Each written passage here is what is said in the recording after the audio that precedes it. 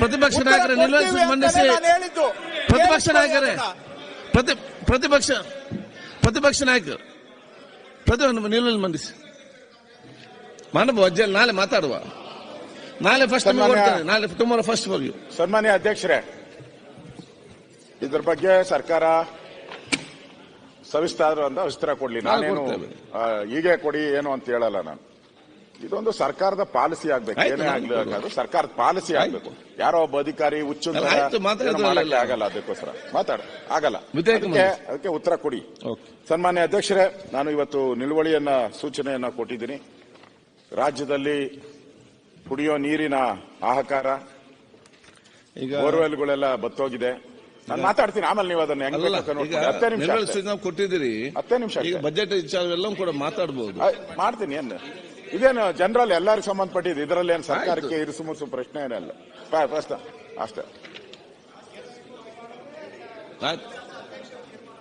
ಅಷ್ಟೇ ಅಷ್ಟೇ. ನಾನು ಅದನ್ನ ಪ್ರಾಸ್ತಾವಿಕವಾಗಿ ಹೇಳಿ. ವಿಷಯ ಪೂರ್ತಿ ಮಾತಾಡ್ಬೇಕಂದ್ರೆ ಅವ್ರು ಯಾವಾಗ ಟೈಮ್ ಕೊಡ್ತಾರೆ ಅವಾಗ ಮಾತಾಡಿ. ಇಲ್ಲ ಈಗಲೇ ಟೈಮ್ ಕೊಡ್ತೀವಿ ಅಂದ್ರೆ ನಮ್ದೇನ್ ತಕರಾರಿಲ್ಲ. ನಮ್ಮ ಸರ್ಕಾರದ ಸಲಹೆ. ಒಂದ್ಸರಿ ನೀವು ಇಲ್ಲಿದ್ದ ಹೆಂಗ್ ಮಾತಾಡ್ತಾ ಇದ್ರಿ ಹಂಗ್ ನೋಡಿದ್ರೆ ಮಾತಾಡಿ. ಯಾವ ಕಡೆ ಸನ್ಮಾನ್ಯ ಅಧ್ಯಕ್ಷರೇ, ಯಾವ ರೂಪದಲ್ಲಿ ಅವಕಾಶ ರಾಜ್ಯಕ್ಕೆ ತಕರಾರಿಲ್ಲ. ಈಗಲೇ ಸಂಪೂರ್ಣ ಅವಧಿ ಕೊಟ್ರೆ ಈಗಲೇ ಮಾತಾಡಿ, ಇಲ್ಲದೆ ಇದ್ರೆ ಪ್ರಾಸ್ತಾವಿಕ ಕೊಟ್ರೆ ಈಗಲೇ ಮಾತಾಡ್ತೀನಿ. ಸಜೆಷನ್ ಅಷ್ಟೇ. ನಾನು 10 ನಿಮಿಷ ಮುಗಿಸ್ಬಿಡ್ತೀನಿ, ಆಮೇಲೆ ಅವರು ತೀರ್ಮಾನ ಮಾಡಲಿ ಅಧ್ಯಕ್ಷರು. ಸನ್ಮಾನ್ಯ ಅಧ್ಯಕ್ಷರೇ, ಇದು ಎಲ್ಲಾ ಶಾಸಕರಿಗೂ ಸಂಬಂಧಪಟ್ಟಂತ ವಿಚಾರ, ನಮ್ಮೊಬ್ಬರಿಗೆ ಅಂತಲ್ಲ, ಇಡೀ ರಾಜ್ಯಕ್ಕೆ ಸಂಬಂಧಪಟ್ಟಿದ್ದು. ಮತ್ತೆ ಶಾಸಕರು ಕೂಡ ಜವಾಬ್ದಾರಿ ಇರುವಂತವ್ರು, ಅವ್ರಿಗೂ ಸಂಬಂಧಪಟ್ಟಿದ್ದು.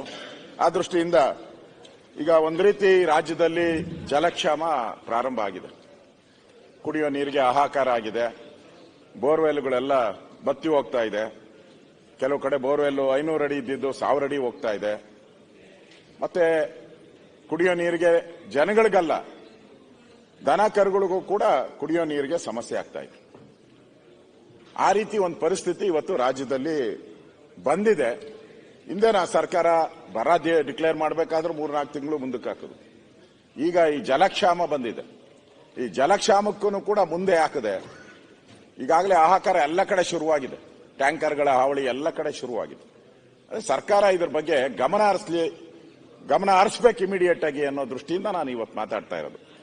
ಸನ್ಮಾನ್ಯ ಅಧ್ಯಕ್ಷರೇ, ಈಗಾಗಲೇ ಹಲವಾರು ತಜ್ಞರು, ಡಾಕ್ಟರ್ ಶ್ರೀನಿವಾಸ ರೆಡ್ಡಿ ರಾಜ್ಯ ನೈಸರ್ಗಿಕ ವಿಕೋಪ ಉಸ್ತುವಾರಿ ನಿವೃತ್ತರು, ಅವ್ರು ಹೇಳಿದ್ದಾರೆ, ಮುಂಗಾರು ಹಿಂಗಾರಿನಲ್ಲಿ ಜಲಾಶಯ ಹರಿಯಬೇಕಾದಷ್ಟು ನೀರು ಶೇಖರಣೆಗೊಂಡಿಲ್ಲ.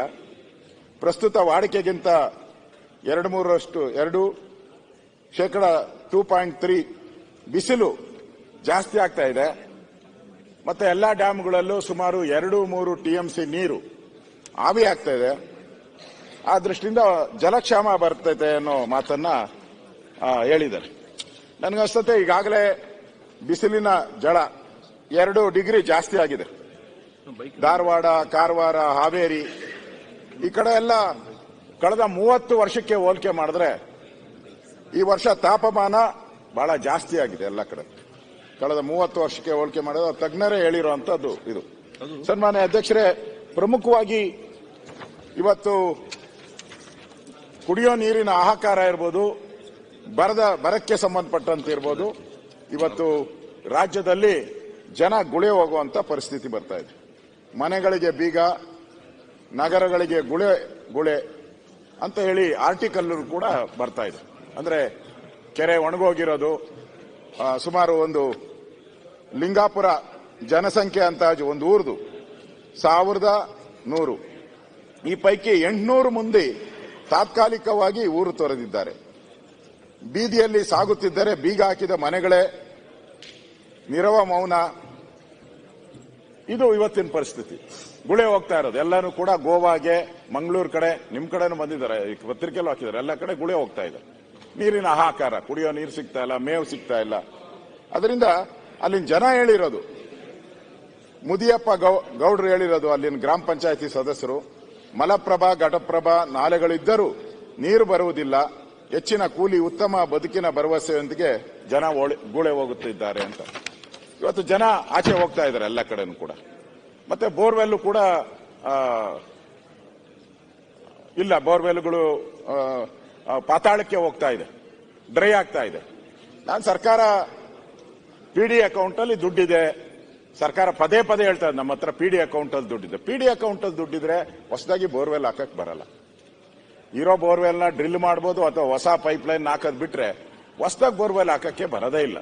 ಇವತ್ತು ಎಲ್ಲರದು ಇಡೀ ರಾಜ್ಯದಲ್ಲಿ ಎಲ್ಲ ಕಡೆನೂ ಕೂಡ ಜನನು ಕೇಳ್ತಾ ಇದ್ದಾರೆ, ಇರೋ ಬೋರ್ವೆಲ್ ನ ಡ್ರಿಲ್ ಮಾಡೋದ್ರಿಂದ ಏನು ಉಪಯೋಗ ಇಲ್ಲ, ಹೊಸದಾಗಿ ಏನಾದ್ರು ಬೋರ್ವೆಲ್ಗಳನ್ನ ಡ್ರಿಲ್ ಮಾಡಿದ್ರೆ ಕುಡಿಯೋ ನೀರಿಗೆ ಸಿಗ್ತೈತೆ. ಈಗ ನಾವಿನ್ನು ಫೆಬ್ರವರಿಲಿ ಇದ್ರಿ, ಇನ್ನು ಮಾರ್ಚ್, ಏಪ್ರಿಲ್, ಮೇ ಗೊತ್ತಿಲ್ಲ, ಜೂನ್ ವರೆಗೂ ಏನಾಗುತ್ತೋ, ಇನ್ನು 4 ತಿಂಗಳು. ಈಗಲೇ ಇಷ್ಟು ಕುಡಿಯೋ ನೀರಿಗೆ ಹಾಹಾಕಾರ ಆದ್ರೆ ಮುಂದಿನ ದಿನಗಳಲ್ಲಿ ಏನ್ ಸಮಸ್ಯೆ ಆಗ್ತೈತೆ. ಇವತ್ತು KRS ಕೂಡ, KRS ಅಲ್ಲಿ ನಮಗೆ ಹೋದ್ಸರಿ ಏನು ಇರಬೇಕಾಯ್ತು ಅಷ್ಟು ನೀರಿಲ್ಲ ಈ ಸರಿ. KRS ಅಲ್ಲಿ ಕಳೆದ 2023ರಲ್ಲಿ 29.93 TMC ನೀರಿತ್ತು, ಈಗ 8.99 TMC ನೀರಿದೆ. ಅದೇ ರೀತಿ ಆಲಮಟ್ಟಿಯಲ್ಲಿ 62.08 TMC ನೀರಿತ್ತು, ಈಗ 35.79 TMC ನೀರಿದೆ. ಭದ್ರಾದಲ್ಲಂತೂ ಬಹಳ ಕಷ್ಟದ ಪರಿಸ್ಥಿತಿಯಲ್ಲಿದೆ ಭದ್ರಾ.